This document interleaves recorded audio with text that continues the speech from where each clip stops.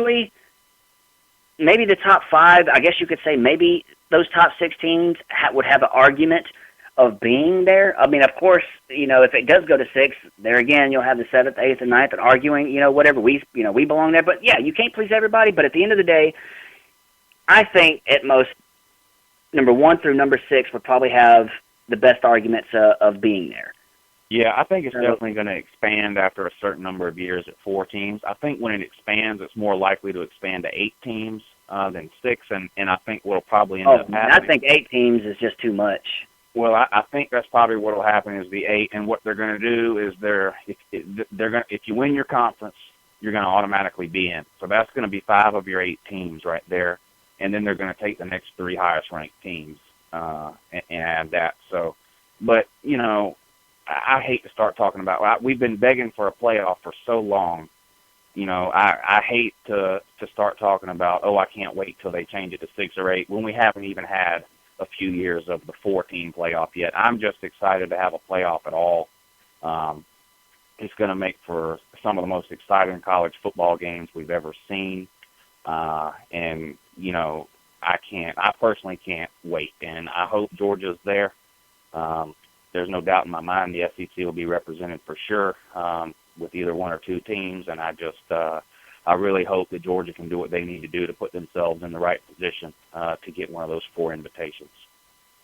Oh, definitely. And one thing that I'm excited about as well is this opens up, possibilities that were impossible before. For example, let's go back to 2007 when Georgia played Hawaii and USC played Illinois. Now, everybody knew USC was going to wax Illinois and Georgia was going to wax Hawaii. The bowl game that should have happened was USC and Georgia. Everybody wanted to see USC and Georgia. But because of the Rose Bowl, it's like, no, we got to have a Big Ten team here. Screw that. Now with the playoff, we've got the possibility of that happening again, where Georgia, let's just say USC and Georgia have monster years. This playoff would enable them to meet. The playoff, it's like you ain't going to be avoiding nobody. If you want to get to the national title, you're going to have to get through this gauntlet, and you're going to have to play the best of the best. That's the one thing that gets me excited. Yeah, and I'm not going to deny that Southern Cal had a hell of a team, during the Pete Carroll run with, Matt Leinart and Reggie Bush and those guys. But my one complaint, about that era was we never got to see Southern Cal during that 4 or 5 year stretch play a top-tier SEC team. It never happened. They beat up on some Big Ten and Big 12 teams in some championship games and things like that. And that's what made it so bad. I wanted Georgia to play Southern Cal so bad that year. I feel like there was a couple of teams in the SEC that really could have given Southern Cal a run for their money during that 4 or 5 year period. And unfortunately, we never got to see it. And now with a 14 playoff, it's much less likely that something like that will happen in the future. You're going to have your opportunities as the 3rd or 4th team to prove it on the field. Do you belong in the championship game?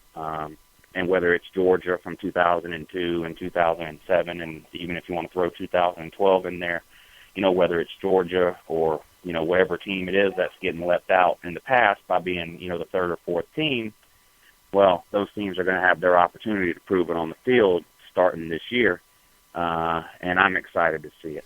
Okay, but what happens if all the other conferences just like bomb out, and the top 4 teams are all SEC or the top 3? Would they allow that to happen? I get exactly what you're saying, Ray. And you know what?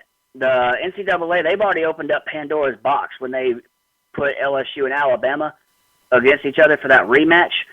So let's just assume that the conference champions of the ACC, the Pac-12, Big 12, Big 10, let's just assume that these conference champions have 2 to 3 losses. Now, if you've got 2 to 3 SEC schools that have 1 or 2 losses, I mean, of course, you would look at the strength of schedule, and by far the SEC 2-loss teams should be there, because we've already went through the conferences and looked at the teams that are good and the teams that are bad, and when you line them up, the SEC plays the more tougher competition. So you look at schedules, and if that's the way it rolls, then that's just the way it rolls. I mean, the NCAA has already proved that they're willing to put 2 teams from the same conference in the national title, so I don't see why it wouldn't happen in a playoff if that scenario happened. But I mean, it's highly unlikely. But if it did happen, you're exactly right. And under the BCS,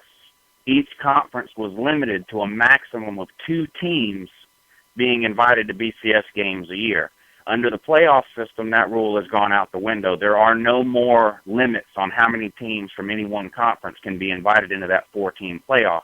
So if the situation unfolds like you've described, that's when you're going to get multiple teams from the same conference into this playoff.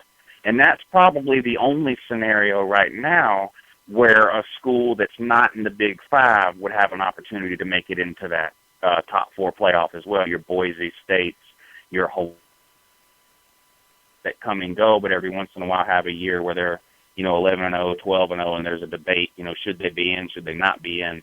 If there's 4 teams from the big conferences that are all 11-1, those are the 4 teams that are getting in. But in a situation where you've got some conference champs with 2 to 3 losses and an undefeated non-BCS or non-Big Five, now it's called non-Big Five school, that's going to be the year where you're going to get, Georgia and LSU plus Boise State and whoever, that's the scenario under which something like that could happen. All right, and I have one last question. Y'all are having a hell of a show. Providing, with this playoff system, does that eliminate teams from bowl games? And if it doesn't, who's to say that the team's going to try their hardest when it comes to the playoff system if they've just won a bowl game? Well, from what I've heard, the playoff games will be considered bowl games. Like, if I'm not mistaken, correct me if I'm wrong, Uncle Lou, but one of the playoff games is actually going to be the Rose Bowl. Am I right? That's right. There's 5 bowl games that are going to rotate to host these playoff games. It's going to be the 4 BCS bowls, which was the Rose, the Sugar, the Orange, and the Fiesta, and they've added in the Cotton Bowl to that mix now. So you'll have 2 games to be your 2 playoffs, and so basically you're going to have 3 playoff games a year. 1 will play 4, and 2 will play 3, and then the 2 winners will play. So that's a total of 3 games. So between those 5 bowls, the Rose, the Sugar, the Orange, the Fiesta, and the Cotton, between those 5 bowls, 3 of those bowls each year will host the 3 playoff games. The other 2 bowls that aren't hosting playoff games that year will host regular bowl games like they always have.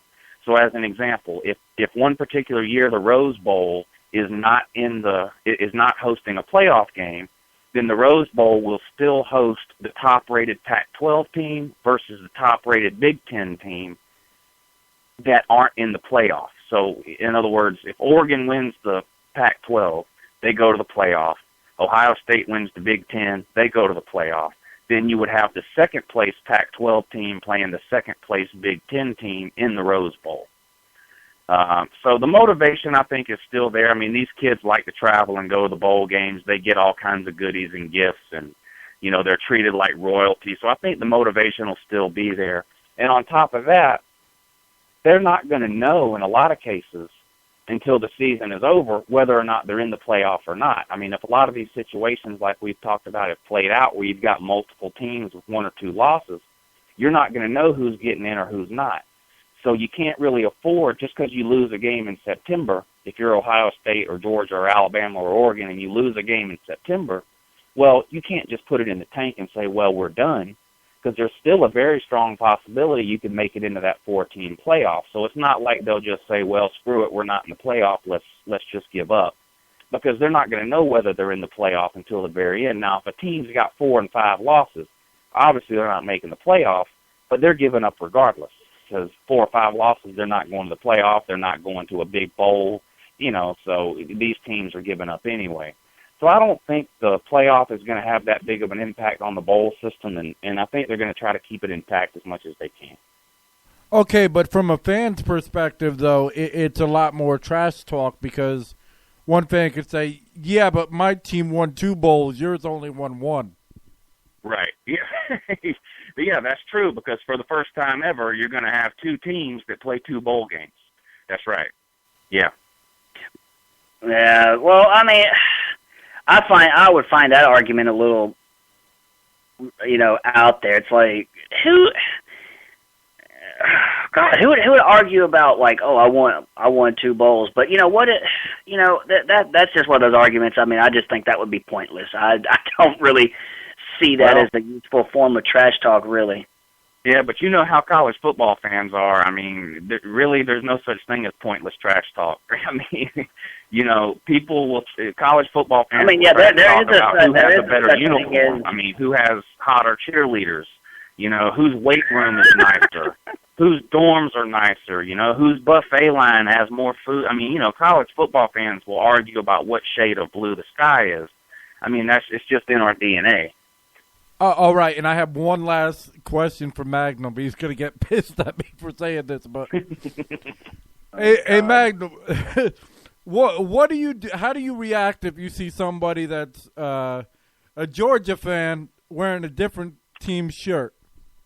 Oh my God, you really just went there. Now, okay, here's okay. Let me explain this. Now, if you're sitting there claiming to be a Georgia fan, okay, and you're sitting there making videos on YouTube, I know you're trying to hold your laughter in, Uncle Lou. I know it, but if you're sitting there repping Georgia and you're on YouTube and you're in front of the entire world and you're talking about what Georgia's going to be doing this next season, and let's say, for example, you're wearing a fucking Syracuse shirt. No. Not only are you repping another school, but you're repping another conference. And Syracuse has fucking orange in it.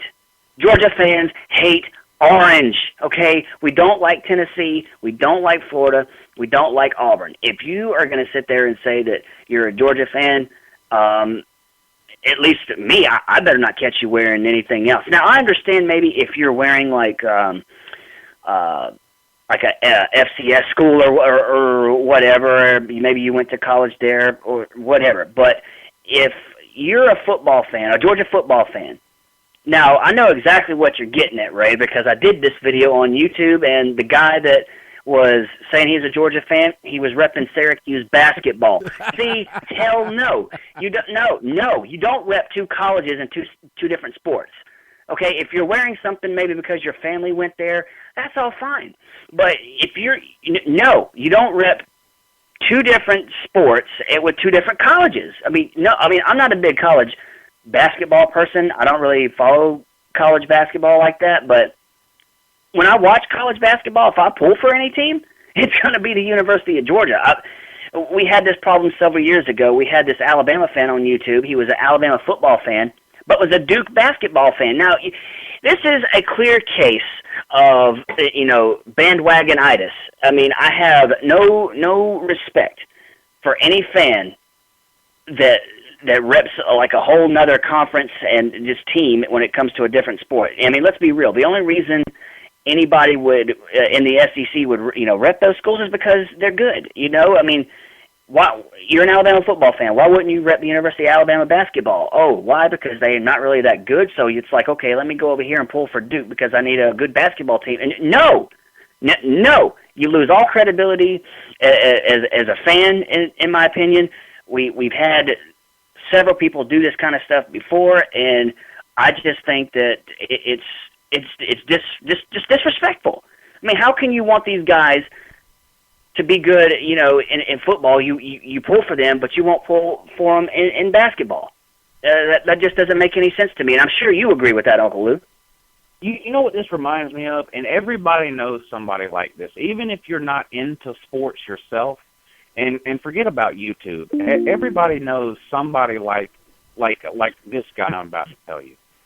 They like Duke college basketball. They like the Dallas Cowboys in the NFL. They like the Miami Heat in the NBA. They like Alabama in college football. They like the Yankees in baseball. Everybody knows somebody that's like that. They're not a real fan. They're buying a hat because they think it looks cool, or, they're buying a hat because some team won the World Series. They're bandwagon fans. That's all they are.